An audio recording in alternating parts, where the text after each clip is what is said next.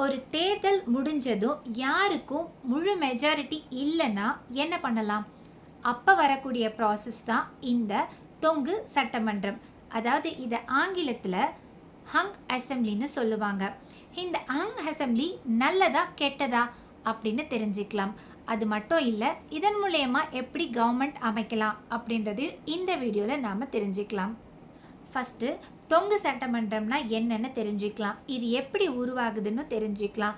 அதுக்கப்புறமா இதை எப்படி அமைப்பாங்க அப்படின்னு பார்க்கலாம். அதுக்கான எக்ஸாம்பிள்ஸ், அதோடைய கன்க்ளூஷன்ஸ் இந்த வீடியோவில் நாம் தெரிஞ்சுக்கலாம்.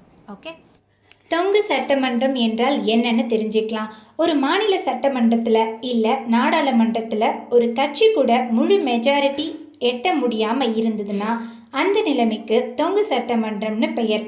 இதை ஆங்கிலத்தில் ஹங் அசெம்பிளின்னு சொல்லுவாங்க. உதாரணத்துக்கு இப்போது 234 சீட்டு இருக்கும் சட்டமன்றத்தில் மெஜாரிட்டிக்கு 118 சீட்டு வேணும்.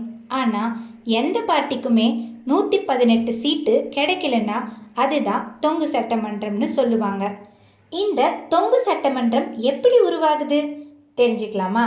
தொங்கு சட்டமன்றம் ஏற்பட என்னென்னலாம் காரணங்கள் இருக்குன்னா, பல கட்சிகள் போட்டியிடுவதாக இருக்கலாம், இல்லை வாக்குகள் பல இடங்களில் ஸ்ப்ளிட் ஆகிறதுக்கான காரணங்களாகவும் இருக்கலாம்.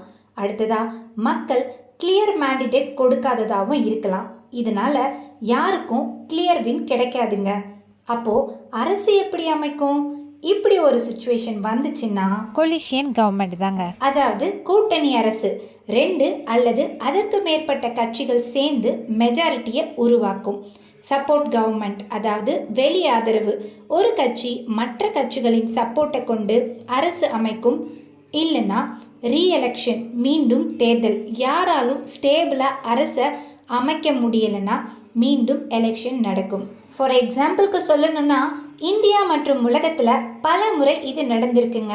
தமிழ்நாட்டில் இது ரேரு, ஆனால் சில மாநிலங்களிலும் நாடாளுமன்றத்திலும் இது நடந்திருக்கு. ஃபைனலாக இது நல்லதா கெட்டதா அப்படின்னு பார்த்தோம்னா நல்லது.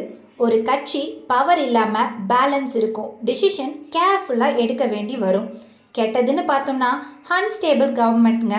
அடிக்கடி பொலிட்டிக்கல் ட்ராமா, டெவலப்மெண்ட் ஸ்லோ ஆகும். ஸோ ஃபைனலி தொங்கு சட்டமன்றம்னா டெமோக்ரஸியில் ஒரு முக்கியமான நிலை. ஆனால் இது ஸ்டெபிலிட்டிக்கு சவாலாக இருக்கும். இந்த வீடியோ பிடிச்சிருந்தா லைக் பண்ணுங்கள், உங்கள் கருத்தை கமெண்டில் சொல்லுங்கள். ஸோ இந்த வீடியோ உங்களுக்கு ரொம்ப யூஸ்ஃபுல்லாக இருக்கும்னு நினைக்கிறேன். தேங்க்யூ ஃபார் வாட்சிங் and please subscribe the channel. இந்த வீடியோ உங்கள் ஃப்ரெண்ட்ஸ் அண்ட் ஃபேமிலிக்கு ஷேர் பண்ணுங்கள். Thank you so much.